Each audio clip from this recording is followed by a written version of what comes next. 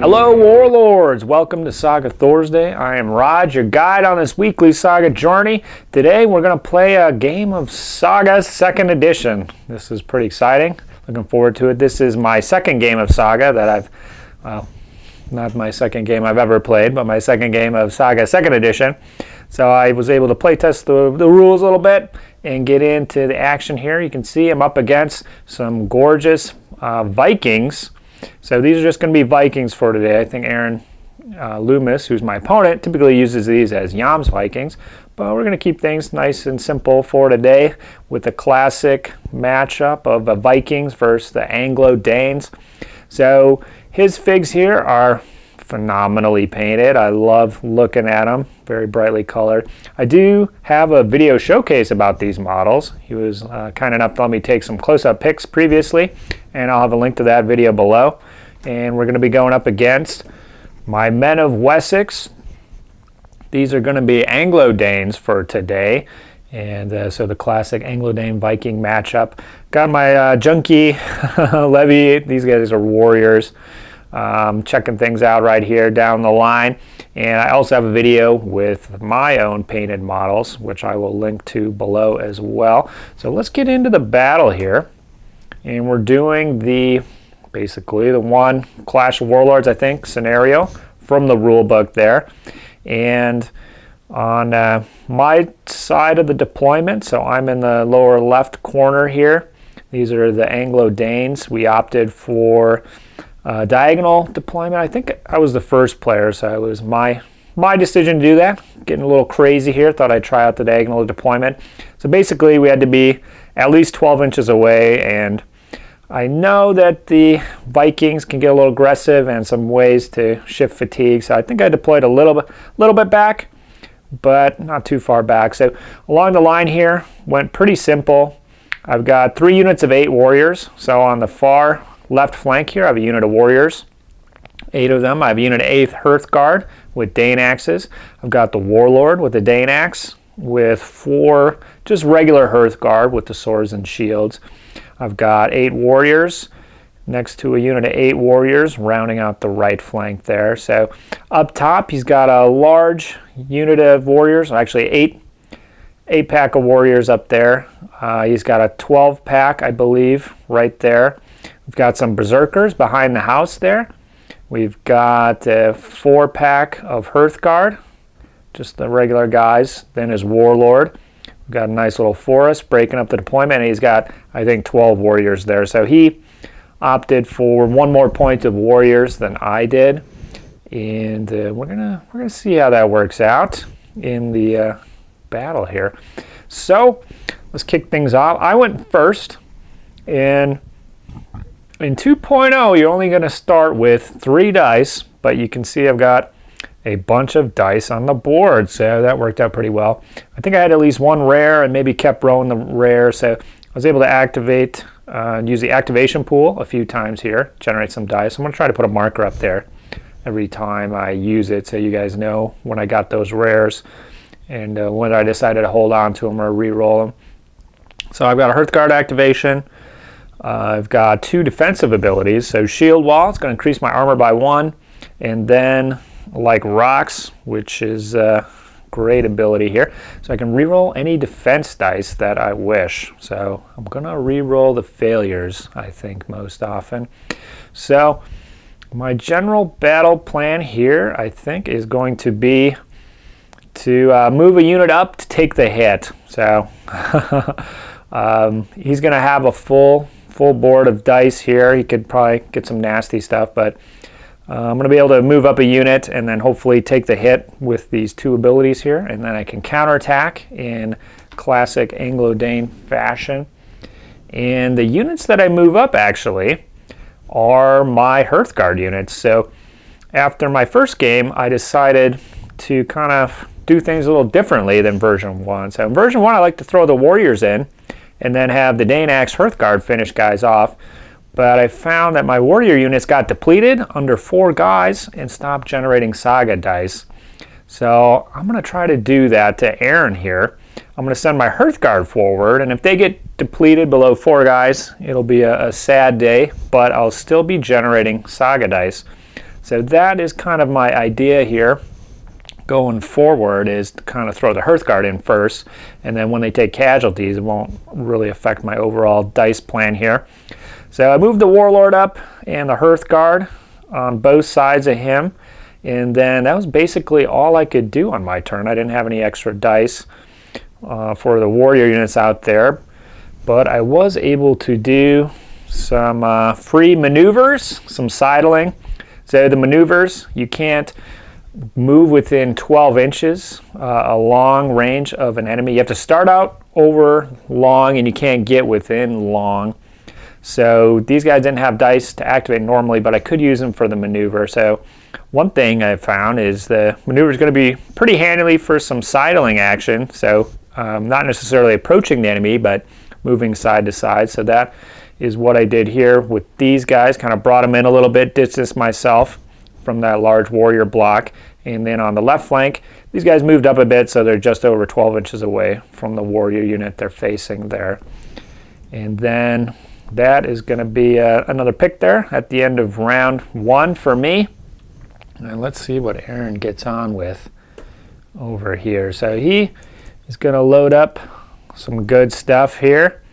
He's got Uller, always the thorn in my side. Heimdall, which is an interesting pick. Reduce your armor by 1 to gain 5 attack dice. We got Thor, which is inflict an automatic extra hit for each 6 or more rolled on your attack dice. And I can quickly feel that this Thor is going to be the bane of my existence with the Vikings going forward, even more so than Uller, I can feel. And then he's got a Frigg, which he can use to remove a fatigue. So I'm going to be taking some pain here, but I'm not sure which unit he's going to go against, but any unit of Hearthguard or Warlord should be able to benefit from those abilities pretty nicely. And he's going to move in his warriors. So you can see, I think it's a 12 pack here against my Hearthguard. And he had to do a double activation to go in, but he will remember to use Frigg first. And basically, he's going to pop all of his abilities here.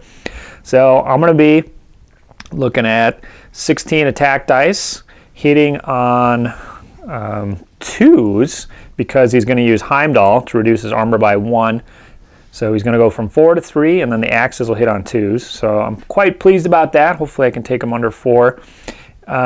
He's going to be hitting me on 5s with rerolls, and 6s count as automatic hits. So that Thor is going to be extra nasty against the Hearthguard and Warlord units, methinks, because if you're going against Warriors Levy, you're going to be hitting on 3, 4s, or 5s, or 6s. So a double on the 6 just gets you 1, but if you're hitting on 5s or 6s, if you get a 6, that's like 50% more attacks.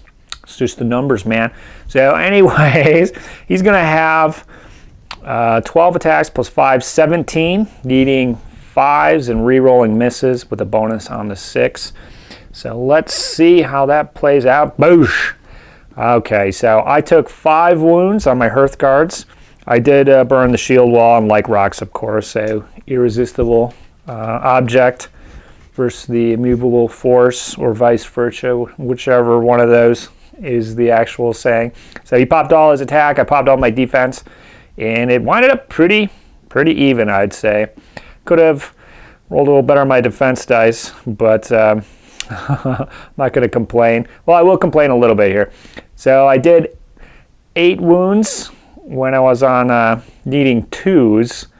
So he did save quite a few, and sadly, you can see he still has 4 warriors left. So I'm a little miffed about that. I was hoping I could take him under 4 immediately, and then could just kind of ignore that unit for the rest of the game. My plan worked all right here. I've got 3 Hearthguard left, so these guys are going to generate some Saga dice for me. So no problems there. And then that's pretty much it. So he does have a determination and we obey activations that he could use. So he moved up his Warlord and Hearthguard here. But that is about it. So we're still kind of out of range. There's going to be some double activations if we want to go for it. We will be able to fight the Hearthguard against those warriors again. And I think that is looking pretty well. All right, woohoo! So I rolled 4 helmets here, which is pretty good. Get that early in the game. Cannot complain about that. Love Saga, so dicey.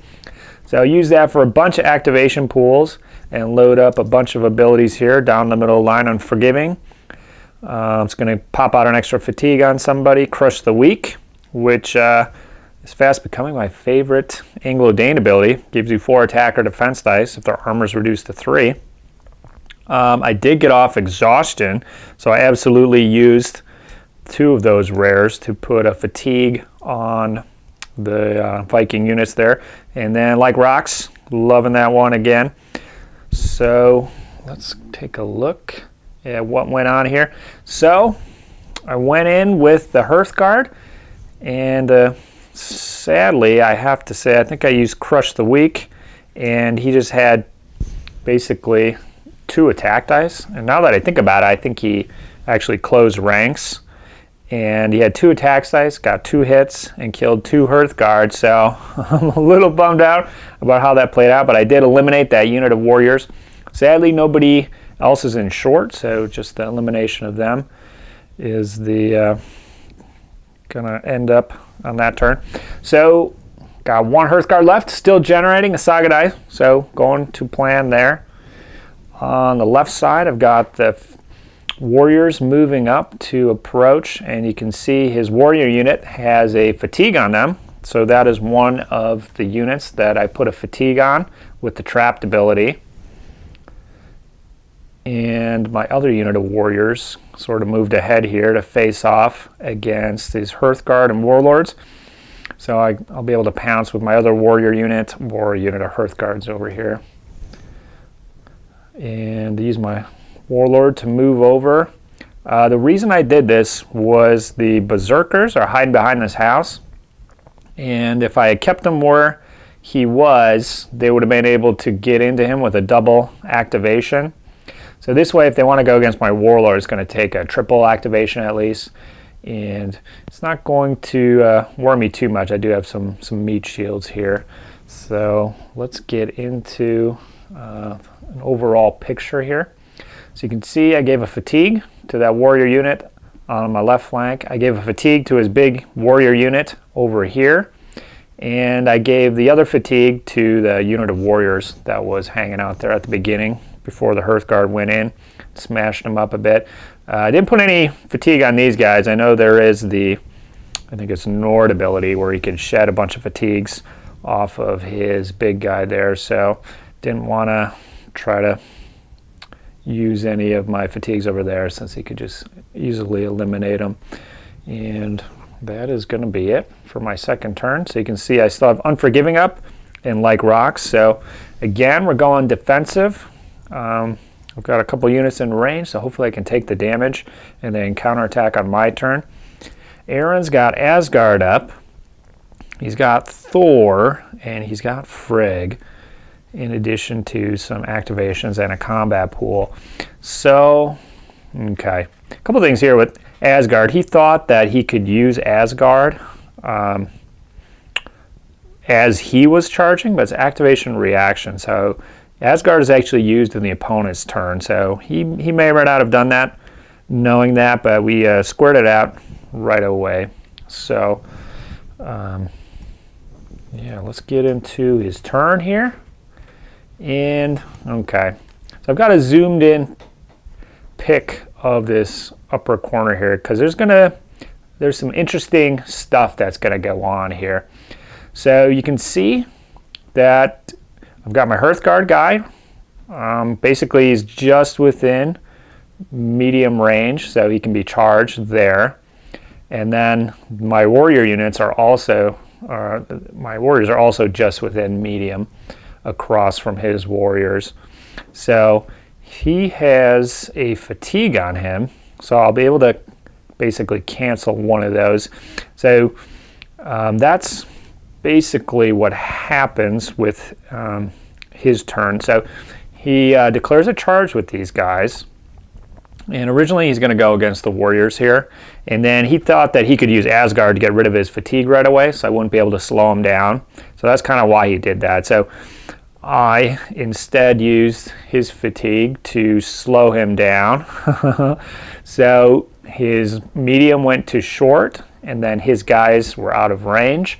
And it was a charge activation, so he wasn't able to get in base contact with anybody.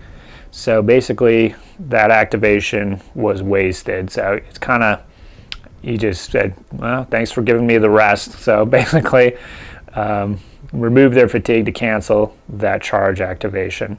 Now, he did have another Bondi activation, so I wasn't going to be able to stop the second one, but he decided to go against my Hearthguard over here. So you can see, now take a look at this dispersion here.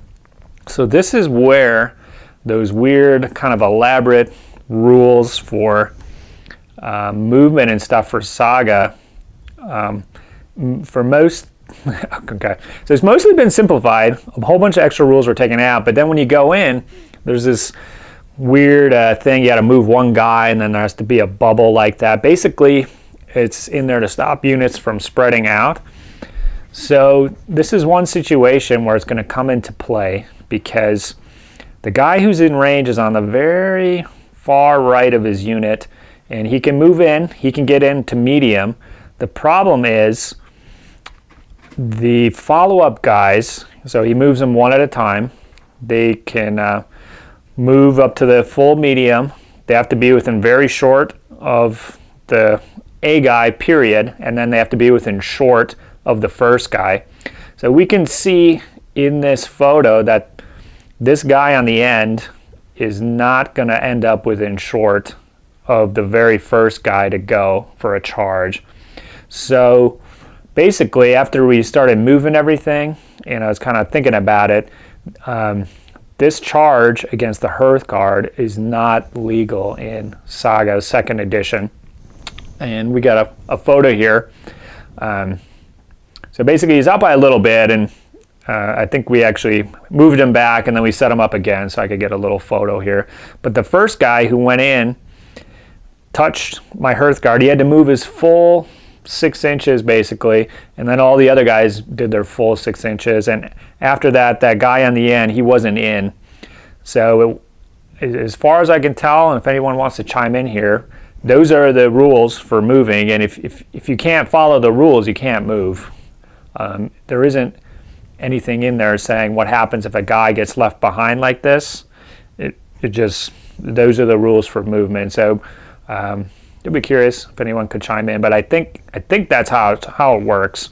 So that guy ended up, and basically that that was the end of their activation. So that charge was canceled as well. I offered to let Aaron charge the unit of warriors because that wouldn't have been a problem at all, but he decided, he's like, no, that's fine. You know, this way I'm going to learn for sure. I'm never going to do that again this way. So the moral is just the way that he had them kind of dispersed like this. Just don't do that.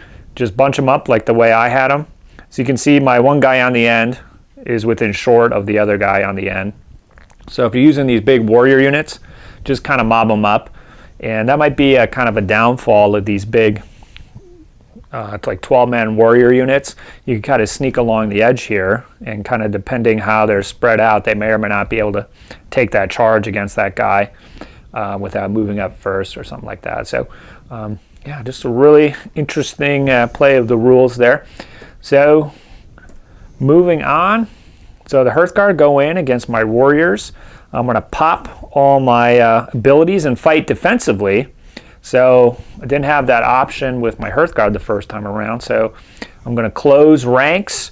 I'm going to be blocking wounds on 4s with a reroll. So hopefully I can weather this storm. Keep above four models, and maybe do a wound or two to these Hearthguard. But I'm going to pop Unforgiving on them. So regardless, these guys are going to be pretty fatigued. And then Aaron, of course, is going to pop Thor, and maybe Fred, can't recall. So he's going to be doing some extra damage on 6s. And let's take a look. So one thing was I only had 4 attack dice because I closed ranks, and I scored 4 hits. So very pleased with that result. However, Saga is a fickle bitch, as we know, and Aaron here gets 4 6s with his 8 attack dice. So these are basically all count as double hits, and I think he did 2 other ones. So he did 10 hits on me. Now I'm feeling pretty good here. I've got blocks on 4s with the reroll. However, I blocked 3 of the 10 on my first roll, and with my reroll, I block 1, 2, 3, 6, 7, 1 of the 7 on the following reroll. So the average right there for just blocking 10 dice would be 5 out of 10. I managed 4 out of 10 with a reroll. So the dice gods, so fickle, my friends. Sadly, that is going to knock these guys out. So he does 6 wounds, but he actually saves 2 of his. So I killed 2 guys, so I can't complain about that. But he knocks me under my Saga dice generation size here. So I needed 4 alive. Was hoping, praying, didn't happen, but we're all right. We're set up for a counterattack here. So here we are at the end of the turn. So we can see these guys ended up basically where they were. It was a standoff. He's got his Hearthguard moved up here, and the Warlord moved up after that. This big warrior unit still hanging out. The Berserkers back there still freaking me out. And my turn. I'm going to mix up the abilities again. I've got 2 goals. I want to pounce on his Hearthguard unit there, and then I want to get the jump on his warriors on the left flank there because they have a fatigue on them, so I'll have that advantage. So I've got Determination. I've got Shock, which is kind of a cool ability. Unforgiving and Crush the Weak. So Shock is activate a unit to charge, and the charged unit cannot close ranks. So not super powerful for the ability. It's uncommon dice, but what's kind of cool about it is you can use uncommon dice to activate your warriors for a charge. So normally it's just a common and a rare dice up there. So Shock gives you a little flexibility for a charge activation. So basically any unit can be activated by it. So I think I've seen abilities like this on other boards too. So it kind of adds another little element there of tactical flexibility on the board. And then they can't close ranks, so that's kind of cool. If you for sure want to lay a beating on them. So yeah, but on the right we see that Aaron does still have Asgard up here. So this is when it's going to happen. So he has a unit of Hearthguard with a fatigue and a unit of warriors with a fatigue. So yeah, I kind of decide to go against his Hearthguard and get him to pop Asgard, which he did. So depending on what he did there, I would either use Crush the Weak or not. So he used Asgard, didn't help in the end. I was able to kill his 2 guys without taking any casualties, and I also put a fatigue on the Warlord, his Warlord to boot. So I'm very happy with that roll there. I believe I just used Determination and Shock. So I had a few extra attack and defense dice. I think I maybe had a mix of both and somehow made it through. So that went well. The other attack, sending in the warriors against warriors. So we have 2 units of 8 here. He's got a fatigue on him. So I'll be able to pop that and then use Crush the Weak to gain 4 extra attack dice. So I've got the advantage. Trying to get him under 4 to get rid of that Saga die for his following turn. Let's see. Of course, I'd knock exactly 4 off, and I take 3 wounds myself. So he does have to fall back, but he will be generating a Saga die, and I do have a fatigue on me. The marker isn't in the photo here, so kind of a dangerously even setup there. I don't like that because I'm 2 guys away from losing a Saga die. if he goes after him on his turn, and the Vikings got plenty of attack power, so a little nervous about that. I'm going to move my Warlord over back to the Hearthguard. Want to stay within short, and then the Berserkers are still back there, but since he's behind the building here, you can see the shadow, and you can only move straight, so it's going to be a triple activation to get into him. And my last dice there, getting that Hearthguard out of dodge.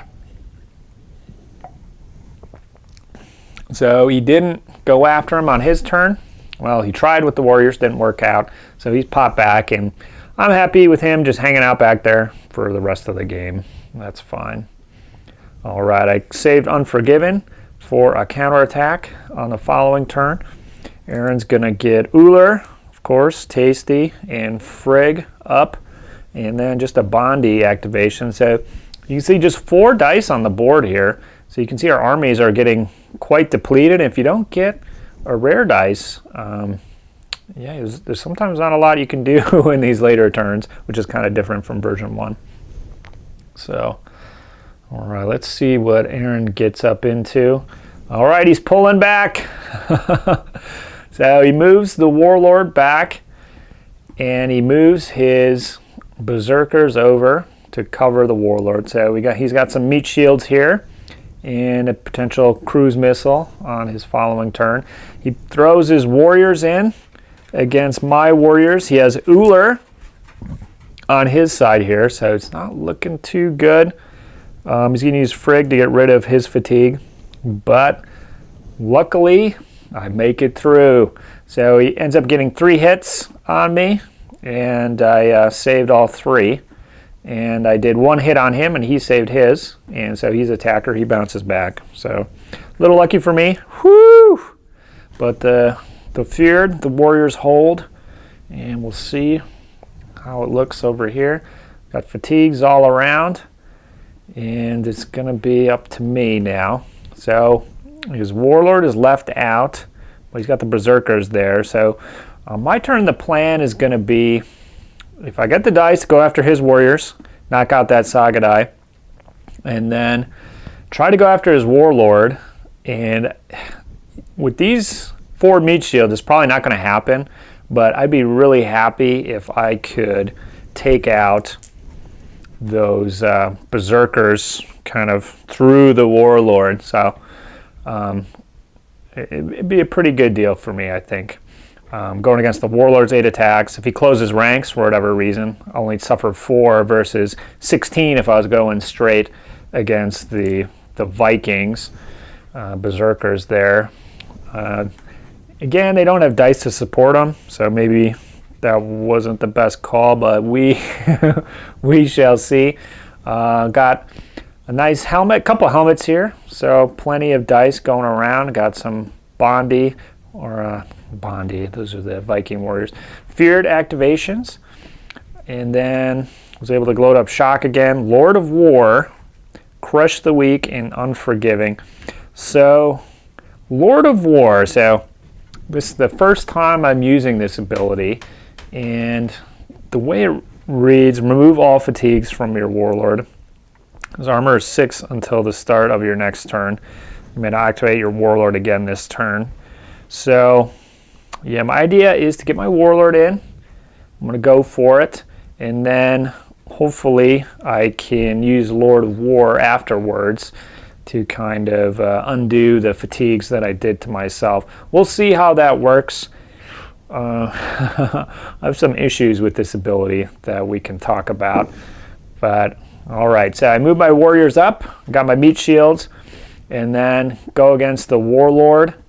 And yeah, that's it. The battle commences between the Warlords here, so pretty exciting. Now, one thing was I did have to do a double activation to get in there. So I'm going to start out both with the fatigue, and then I actually, as I look at my board, I didn't really have anything to boost me up, so it was actually a pretty even fight. He decides not to close ranks, and we both have 8 dice. I think I was able to use Unforgiving to get an extra fatigue on him after everything was said and done, but basically it was a dice off, and I was kind of worried about that. The dice offs haven't been working too great for me, but it actually works out pretty well.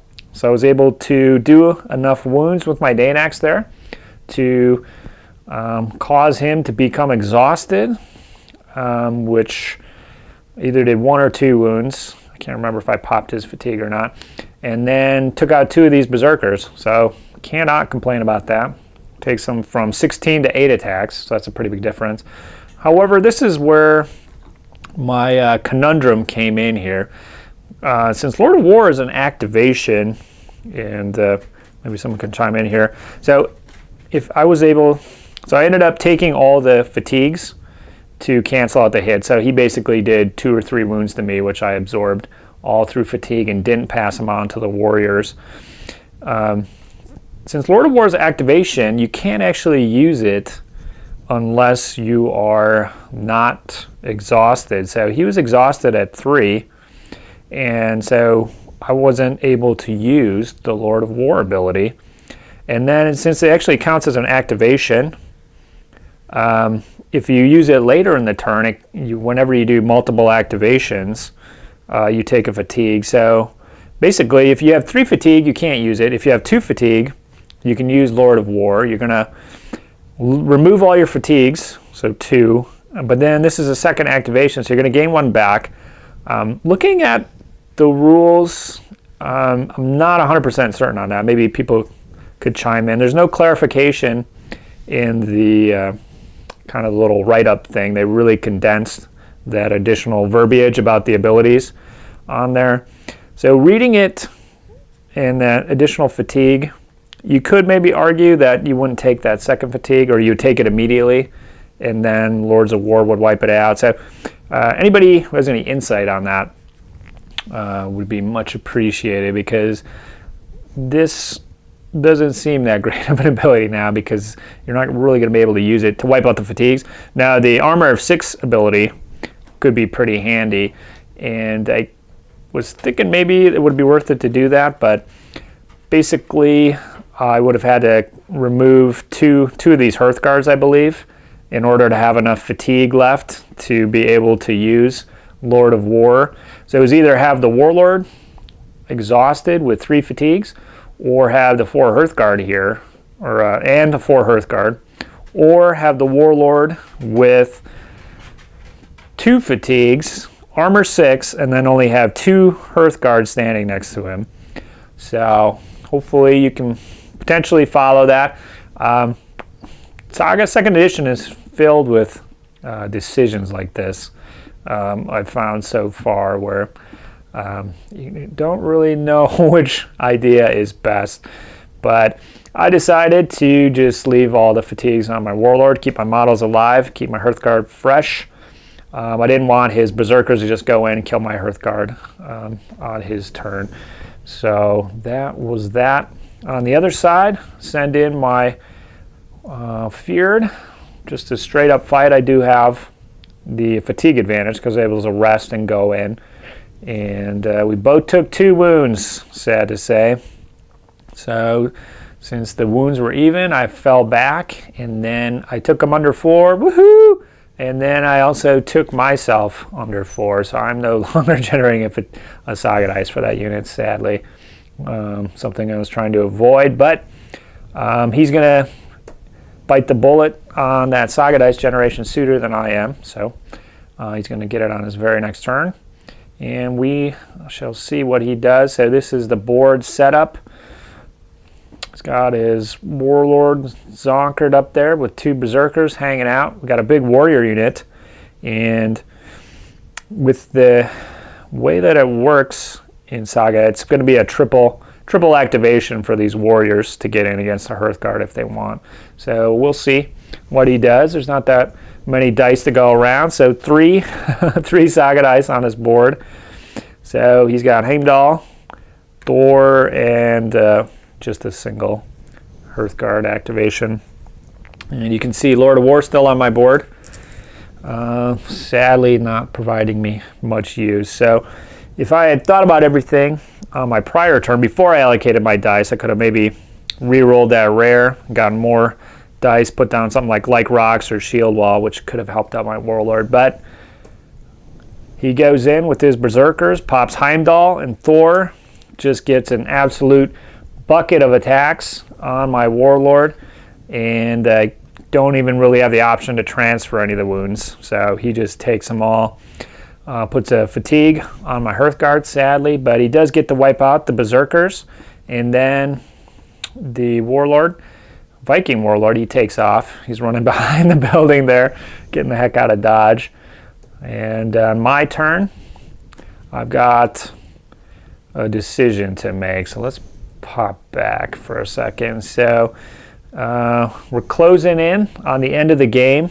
And it's looking pretty even here. I got quite a few warrior units, some Hearthguard, but he did just kill my warlord, and his Hearthguard are gone, so it's pretty even. So at this point, I decide to go in and try to take out his warlord. He's got 2 fatigues on him, and I'll see what I can do.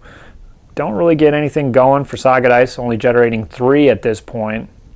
And the interesting thing is I just figure out on turn 5 here that you can use Noble Lineage to turn a die into a rare and then roll that rare immediately. So at the very worst, if you roll bad, you're basically just going to start with the same number of dice that you had. The only reason you wouldn't do that is if you needed an axe or a horse specifically. But otherwise, if you're just trying to get more dice, you can do that every turn with the Anglo-Danes. So a little pro tip for next time. Just figured that out. So yeah, put all my activations into the Hearthguard here. So I'm going to rest my Hearthguard and do a double activation to get into his Warlord. And I will be having a fatigue at the end of that, and then 2 on his Warlord. And then this is tough. This is tough. But if you go against the Warlord, you're going to need overwhelming force, because if I use his fatigue, that gives him more wounds to absorb. So a Warlord on his own in 2nd edition is a lot harder to kill. And this conundrum is kind of puzzling, so I wasn't entirely sure what to do.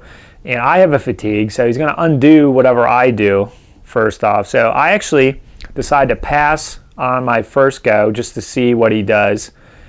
So he'll have to use his fatigue first, and maybe probably won't sway what I do. But Aaron actually decides to pass, so that's the end of it. So I think that worked out pretty good for me. So I'm just banking on a buttload of 5s here, and if I can get 2 of them through, then that Warlord is dead meat. And let's see what happens here. Not much. I don't even think, I think I rolled 1 5 and he saved it. So, but he did kill 2 of my guys in return. So the combat power, one should not forget, not only is the Warlord harder to kill in 2nd edition, but equal to that of a warrior unit or a unit for Hearthguard. So he swung back with 8 attacks, killed 2 of my guys, and then he ends the combat exhausted, but I have 2 fatigues on me. And it doesn't look good for me. So he's going to use a Frig and get a couple activations going on his turn, going with the Warlord, and he finishes him off easy peasy. So that's going to swing things towards his side of the battle, and he's moving up his Bondi unit as well, so he can maybe push it for a bigger win here, but we weren't quite sure. So on my turn, I still thought I maybe had outside chance. So I used the Noble Lineage activation pool combo again with my 2 Saga dice. Didn't work out at all. So with my 2 hammers, I'm going to put my Bondi feared unit a little further away from these guys, and then I'm going to go in, and I got 3 attacks to 2. I've got a little advantage here, so you get an extra point for eliminating a unit in 2nd edition. So that was one thing I had going for me, was I eliminated more of his units because I had some smaller guys hanging around, and there was an outside chance I could wipe these guys out, but did a lot of nothing. And so this is how it's looking on here. I think it's about a triple activation for the warriors over here. His Warlord is out of it, and then he does have 2 warriors against my 3 up here if he wanted to do something on his turn. And Aaron rolls 2 uncommons, which, as we see here, cannot even activate his warriors, but he would need a triple to get his guys in anyways, so he needed at least 1 or 2 rares, and he didn't get that in. So yeah, this is the end of the match, and when we added it up, it was ended up with 23 points for Aaron versus my 20, and that does include the extra points for killing, wiping out the units, which we counted the Warlord as my Warlord as a unit that got wiped out.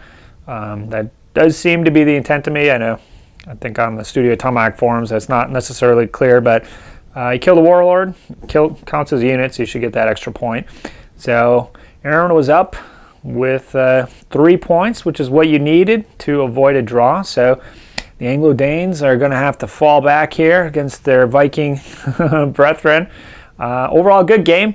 One thing that I would think about in my future games was just reassess that Lord of War activation ability. I might have to go back and reread the rules on all that, but it doesn't seem like it's that useful. One thing I would do is keep a tally of points going throughout the game, because before I put my Hearthguard in there, we were about dead even. So the only reason my Hearthguard got wiped out is because I chose to engage his Warlord and go after him. I knew it was kind of risky, but I thought I was down in points. I thought that was the only way, but we were pretty much dead even at that point. So if I just pulled back to the middle of the board with those guys, it would have been even, and I could have loaded up my warrior unit on the top here to basically get a bunch of extra dice and hopefully wipe out his unit without killing any more of my warriors, and kind of give me a slight advantage, and then maybe position for a last turn run on his warriors if I was souped up. I'm not sure. I didn't really have a path to victory the more that I think about it, but maybe that was a good lesson going after his Warlord there. You need to have some Saga abilities on your board. You can't just go against the Warlord with a unit anymore like you could, where you just going to get 2 wounds through and he's dead automatically, and you can use his fatigue to work in your advantage. That's not going to be getting you any points anymore necessarily. So yeah, overall great battle. Thank you, Aaron. Hope you enjoyed the carnage here, and we're going to have a lot more of these battle reports as we move along here. My goal is to do a lot more than I did previously in the first edition.